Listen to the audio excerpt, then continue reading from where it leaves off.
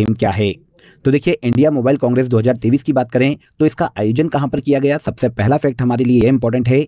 तो India mobile Congress का 2023 में आयोजन हाल ही में नई दिल्ली में किया गया है। भारत के पीएम नरेंद्र मोदी ने दिल्ली के प्रगति मैदान के भारत मंडपम में 7th भारतीय मोबाइल कांग्रेस 2023 का हाल ही में इनॉग्रेशन किया। ग्लोबल डिजिटल इनोवेशन 2023 में इस कॉन्फ्रेंस की थीम है। आंसर ए हो जाएगा। देखिए, आयोजन कौन करता है, उद्देश्य क्या है, इसकी भी बात कर लेते हैं। तो इंडिया मोबाइल कांग्रेस का आयोजन भारत के दूरसंचार विभाग और cellular operators association of India के द्वारा संयुक्त रूप से किया जाता है। भारतीय मोबाइल कांग्रेस एशिया का सबसे बड़ा टेलीकॉम, मीडिया और टेक्नोलॉजी का मंच है। भारत को विश्व में leading technology developer, telecommunication manufacturer और एक्सपोर्टर के रूप में स्थापित करना इस कॉन्फ्रेंस को आयोजित करवाए जाने का मुख्य उद्देश्य है। ग्लोबल डिजिटल इनोवेशन 2023 में इस कॉन्फ्रेंस की थीम है, जिसका आयोजन हाल ही में नई दिल्ली में किया गया है। देखिए दोस्तों, अगर आपको मंथली करंट अफेयर्स की डिटेल पीडीएफ लेना है तो आप रूट एप्लीकेशन या क्रेजी जीके ट्रिक एप्लीकेशन से डाउनलोड कर सकते हैं। साथ ही आप वीडियो के कमेंट बॉक्स में भी लिंक दिया हुआ है, जहां से क्लिक करके आप ले सकते हैं। इन मंथली करंट अफेयर्स पीडीएफ में देखिए, पूरे मंथ के जो सबसे ज्यादा एग्जाम रिलेवेंट क्वेश्चन होते हैं, उन क्वेश्चन को यहाँ पर डिटेल के साथ प्रोवाइड किया गया है, जो एग्जाम के लास्ट टाइम रिविजन में आपको बहुत हेल्प करता है। तो एक बार जरूर क्लिक करें। चलिए आगे बढ़ते हैं। सेकंड क्वेश्चन देखिए, नीलावो कुदीचा सिम्हांगल किसकी आत्मकथा है। तो देखिए, इस बुक की बात करें फ्रेंड्स तो ये एस सोमनाथ की आत्मकथा है। एस सोमनाथ को आप सभी जानते हैं, वर्तमान में ये इसरो के चेयरमैन के पद पर हैं। एस सोमनाथ ने देखिए बच्चों और युवाओं को प्रेरित करने के लिए, जागरूक करने के लिए हाल ही में नीलावो कुदीचा सिम्हांगल के नाम से अपनी आत्मकथा को लिखा है। इस नाम का देखिए आपको थोड़ा सा अर्थ समझने में दिक्कत आएगी, क्योंकि ये जो बुक है मुख्य रूप से मलयालम भाषा में लिखी गई है। यह सोमनाथ की आत्मकथा प्रेरणा की एक कहानी है कि उन्होंने किन कठिनाइयों का सामना करते हुए अपनी दृढ़ इच्छा शक्ति के आधार पर इस पद को प्राप्त किया है, जिस पद पर यह वर्तमान में है। इसके अलावा इनके चंद्र मिशन 3 में इन्हें किन किन कठिनाइयों का सामना करना पड़ा और किस तरह से इन्होंने सफलता को हासिल किया, इन सभी के बारे में एस सोमनाथ ने अपनी इस आत्मकथा में लिखा है। तो नीलावो कुदीचा सिम्हांगल, जो कि मलयालम भाषा में लिखी गई पुस्तक है फ्रेंड्स, ये एस सोमनाथ की आत्मकथा है। एस सोमनाथ से पहले के शिवान इसरो के अध्यक्ष के पद पर थे, जो कि देखिए जनवरी 2022 में रिटायर हुए थे। के शिवान के बाद एस सोमनाथ को इसरो का नया अध्यक्ष नियुक्त किया गया था। तो इसरो के वर्तमान में अध्यक्ष के पद पर एस सोमनाथ है, ये भी याद रखिएगा। आगे आ जाइए, किस अंतर्राष्ट्रीय संगठन ने विश्व ऊर्जा आउटलुक 2023 रिपोर्ट जारी की है। तो देखिए, रिपोर्ट में इंटरनली ऐसी कोई रैंक नहीं दी जाती, लेकिन आपको यहाँ पर यह तो याद रखना पड़ेगा कि वर्ल्ड एनर्जी आउटलुक 2023 रिपोर्ट को जारी किसके द्वारा किया गया। तो इस रिपोर्ट को हर साल देखिए इंटरनेशनल एनर्जी एजेंसी के द्वारा जारी किया जाता है। तो आंसर ए हो जाएगा।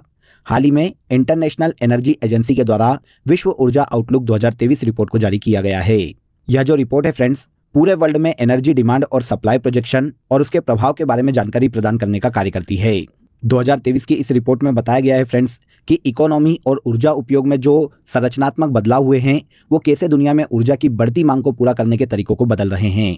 तो जैसा कि अभी मैंने आपको बताया, रिपोर्ट में इंटरनली ऐसा कुछ याद रखने के लिए नहीं है, इसलिए आप केवल ये याद रख लीजिए कि विश्व ऊर्जा आउटलुक रिपोर्ट को अंतर्राष्ट्रीय ऊर्जा एजेंसी के द्वारा तैयार किया जाता है।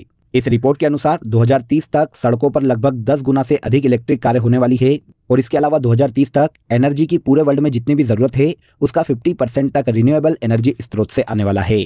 अब यहाँ पर देखिए, इंटरनेशनल एनर्जी एजेंसी की बात करें तो ये एक इंटरनेशनल संस्था है फ्रेंड्स, जो कि पूरे वर्ल्ड में एनर्जी पॉलिसी रिकमेंडेशन, एनालिसिस और डेटा प्रदान करने का कार्य करती है। इस संस्था की स्थापना 1974 में की गई थी और फ्रांस के पेरिस में इसका हेडक्वार्टर स्थित है। इस संस्था के द्वारा सबसे पहली बार वर्ल्ड ऊर्जा आउटलुक रिपोर्ट को 1977 में प्रकाशित किया गया था। हाल ही में किस राज्य में बन्नी उत्सव मनाया गया है। बन्नी उत्सव देखिए भारत के आंध्र प्रदेश राज्य में मनाया जाता है। अभी सुर्खियों में इसलिए है क्योंकि आंध्र प्रदेश के कुर्नूल जिले में ये जो उत्सव है, इसकी जो यात्रा या जुलूस निकाला जाता है, इस दौरान भगदड़ के कारण कई लोगों की जान चली गई है और कई लोग यहाँ पर घायल भी हुए हैं। इसीलिए आंध्र प्रदेश का बन्नी उत्सव हाल ही में सुर्खियों में आ गया है। देखिए फ्रेंड्स, ये जो उत्सव है, दशहरे के एक दिन पहले जो रात का समय होता है, संध्या का समय होता है, उस समय पर आंध्र प्रदेश के देवरगट्टू गांव में आयोजित किया जाता है। ये देवरगट्टू गांव आंध्र प्रदेश के कुर्नूल जिले में स्थित है। यहाँ पर भगवान शिव और पार्वती से रिलेटेड एक जुलूस निकाला जाता है। यहाँ पर देखिए पार्वती माता को मल्लम्मा और शिव भगवान को मल्लेश्वर स्वामी के नाम से जाना जाता है। तो ये जो उत्सव है, माला मल्लेश्वरा स्वामी मंदिर के सम्मान में आयोजित किया जाता है। जब जुलूस निकाला गया हाल ही में, तो भगदड़ के कारण यहाँ पर काफी लोगों की मृत्यु हुई है।